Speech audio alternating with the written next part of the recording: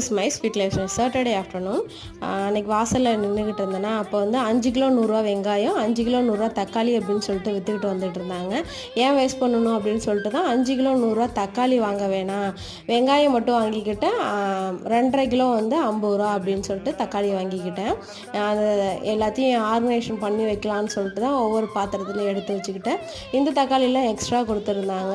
இது வந்து அப்போயே உடனே செய்யணும், கொஞ்சம் வாடின மாதிரி இருந்துச்சு. எல்லாத்தையும் ஆர்கனைசேஷன் பண்ணி எடுத்து வச்சுட்டு செடிக்கு தண்ணி ஊற்றலாம் அப்படின்னு சொல்லிட்டு தான் வந்திருந்தேன். இப்போ தான் வந்து இங்கே மாடியில் வச்சுருந்தேன். வெயில் அதிகமாக பட்டனால எந்த ஒரு செடியுமே வளரவே இல்லை. சரின்ட்டு கீழே எடுத்துகிட்டு வந்து வச்சதுக்கப்புறம் நிறையா துளிர் விட்டுருக்கு. வெள்ளரி விதை போட்டிருந்தேன், நல்லாவே க்ரோத் வந்திருக்கு. இப்போ தான் வந்து கொடி ஏறிட்டு இருக்கு, மாடியில் தான் ஏற்றி விடலான்னு நினச்சிக்கிட்டு இருக்கேன்.